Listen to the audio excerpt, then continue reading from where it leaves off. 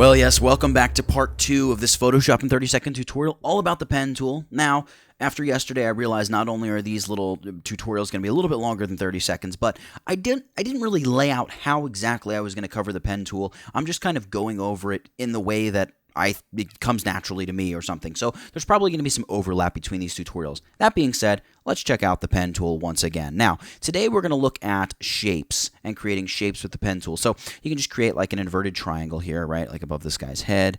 Boom, join the paths, great. So what we've just done is we have created a path. As we can see here in the paths layer, we have a path, but we also have an entire layer that is now a shape layer. I can double click the thumbnail for this shape layer and pick a color to fill the shape with. Now, of course, it's not going to let me fill it with any color. Why? Because up here I have fill set to nothing. So I can apply a color. Let's just go with a yellow. Now that we have a color applied, you can always double click and change the color to something else, right? You can make it a blue, whatever.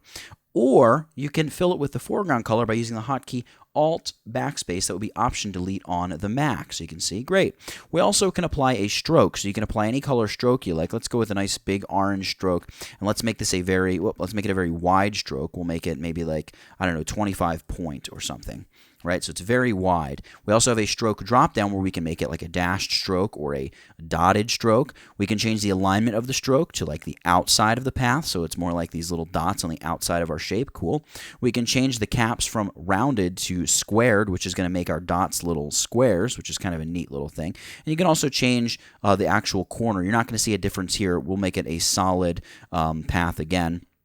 And we're going to align it to the outside, and then we can change the corner to like rounded corners, and you can see it's more like a Dorito chip or something like that. And we also have more options. This is kind of cool, especially when you're working with a dashed path.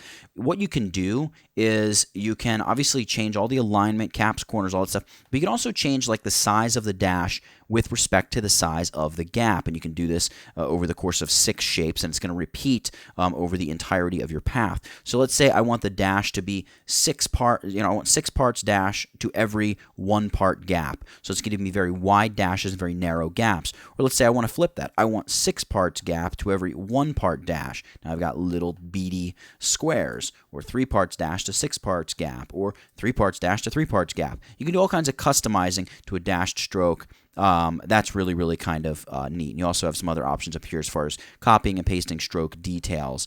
I'm going to close that. You can change the size of your shape up here. Let's say you need it to be absolutely exactly 1,500 pixels wide. It's just going to stretch it right out, and it needs to be exactly 1,000 pixels tall. Boom, there we go, a 1,500 by 1,000 pixel shape.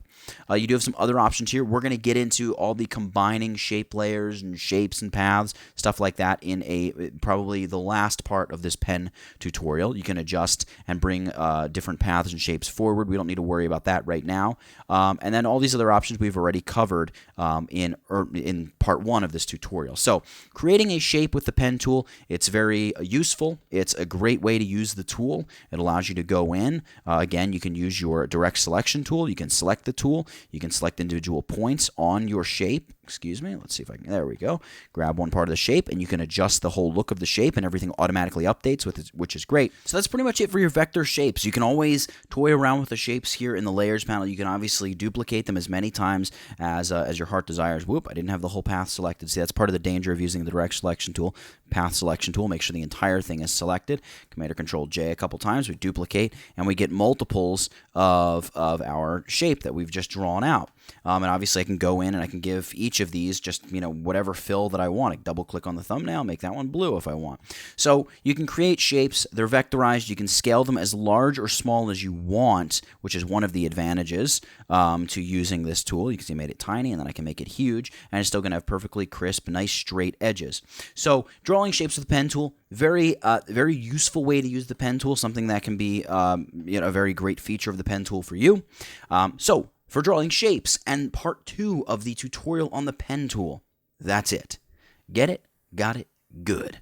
Nathaniel Dodson, tutvid.com. I'll catch you in the next one.